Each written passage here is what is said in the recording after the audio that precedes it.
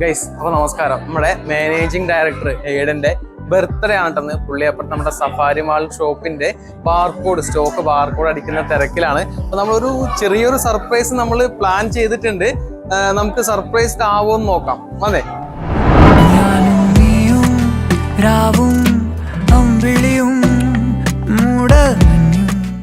അപ്പോ സർപ്രൈസ്ഡ് ആയോ ശരിക്കും?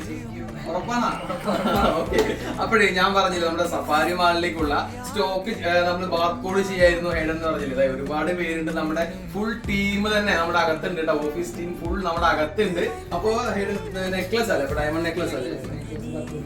ഓക്കെ, അത് ഇരിക്കുന്നത് നോസ്പിൻ ആണെന്നുണ്ടല്ലേ, ഡയമണ്ട് നോസ്പിൻ. എന്റെ പൊന്ന്, ഇത് മുഴുവൻ ഡയമണ്ട് നോസ്പിന്, ഇവിടെ ഡയമണ്ട് നോസ്പിന് അല്ലേ? നല്ല അല്ലേ?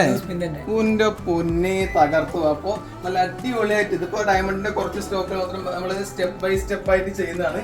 ഈ ഇരിക്കുന്നതും ഡയമണ്ട് നോസ്പിനാ അല്ലേ?